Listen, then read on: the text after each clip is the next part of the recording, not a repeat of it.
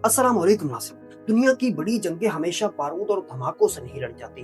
कुछ जंगें ऐसी भी होती हैं जो सतह समंदर के नीचे अंधेरों में खामोशी के साथ जारी रहती हैं।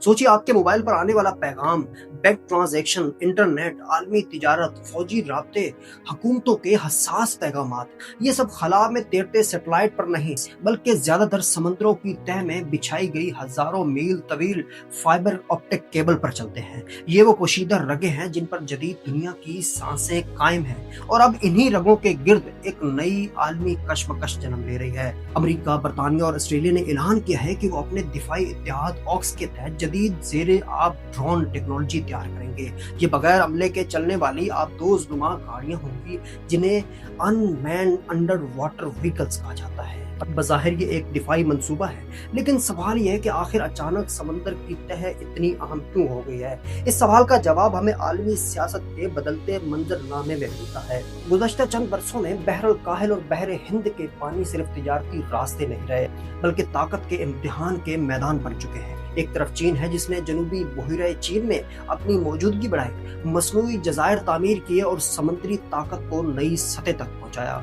दूसरी तरफ मगरबी ताकतें हैं जो समझती हैं कि अगर समुद्री रास्तों और ज़ेरे आब इंफ्रास्ट्रक्चर पर कंट्रोल कमजोर हो गया तो आलमी तवाज़ुन बदल सकता है।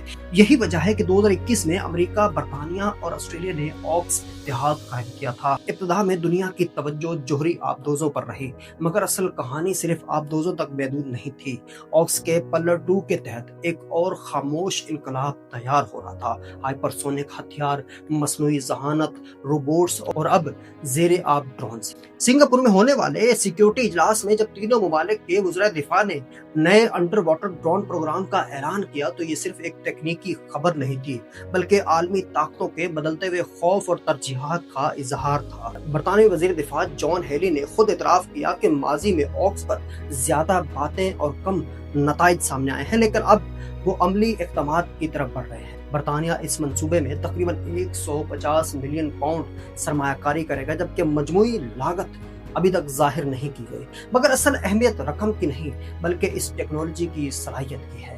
ये नए ज़ेरे आब ड्रोन सिर्फ निगरानी नहीं करेंगे, ये समंदर की तह में मौजूदा अहम केबल्स और पाइप लाइनों की हिफाजत करेंगे, जासूसी और हमला आवर कार्रवाइयों और लॉजिस्टिक्स ऑपरेशन अंजाम देने के काबिल होंगे। इनमें जदीद सेंसर और मुमकिन तौर पर हथियार भी नुस्ख किए जाएंगे। यानी मुस्तकबिल में जंगी महाज सिर्फ जमीन, फजा या खला नहीं होगा बल्कि समंदर की तारीख गहराइयां भी बन सकती है।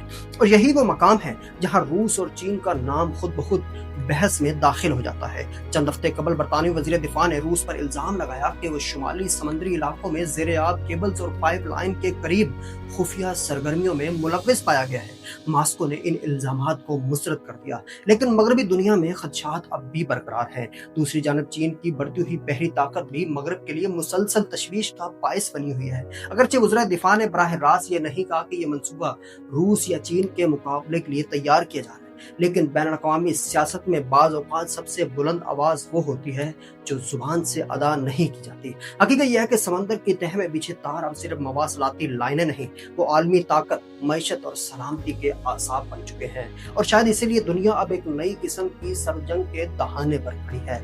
ऐसी जंग जिसमें गोलियां कम और सेंसर ज्यादा होंगे, फौजी कम, रोबोट्स ज्यादा लड़ेंगे, और जहां खामोशी सबसे ज्यादा खतरनाक आवाज होगी। अल्लाह निगहबान।